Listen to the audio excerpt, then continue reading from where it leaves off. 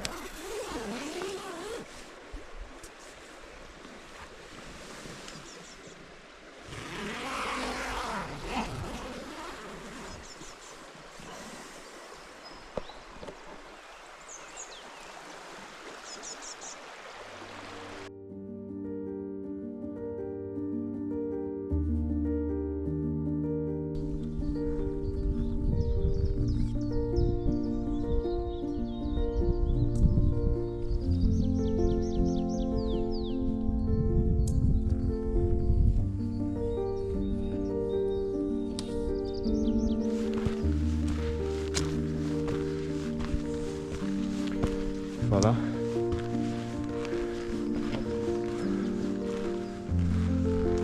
The earth dam was constructed between 1900 and 1905 as part of a water supply system for the industrial area of the Ruhr. The dam is notable for its impressive architecture and engineering, being one of the first in the country to use reinforced concrete. The earth dam was with 59 meters also the highest in Europe at that time. During World War II, the dam became a target for Allied forces due to its strategic importance. The first attack on December 4, 1944 was flown by 27 Lancasters and did destroy the top of the dam, but failed to breach it. The RAF agreed to make 2 more attempts with tall boys, which were both thwarted by the weather. At this point, the air attacks were abandoned as pointless. The dam was eventually repaired and has since been restored.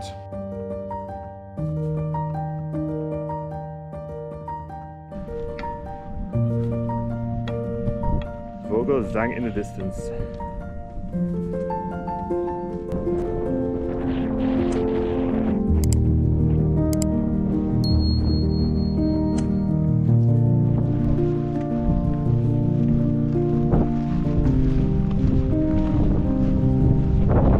Eifelsteig has a history dating back to 1200. It's a very remote village where most people were farmers. In the last winter of World War II, Wolfseifen was heavily affected by Allied bombings.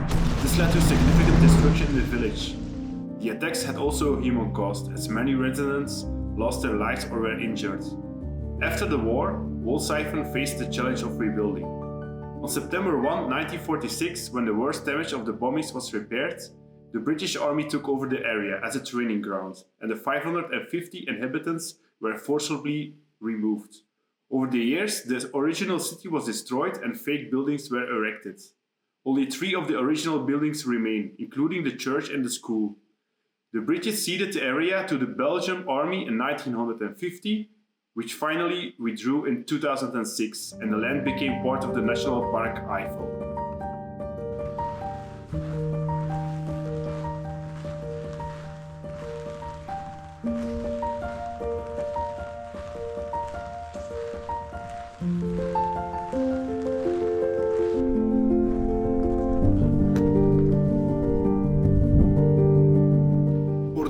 Vogelzang is a former Nazi complex located within the former military training area of Vogelzang.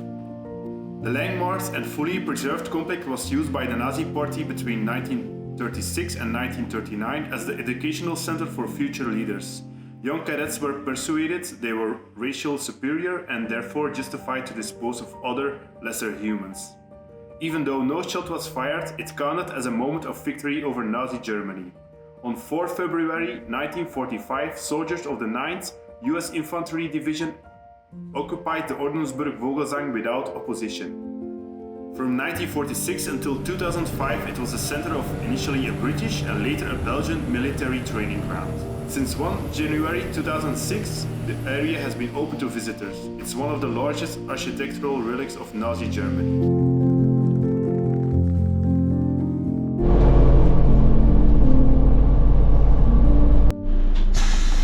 Danke!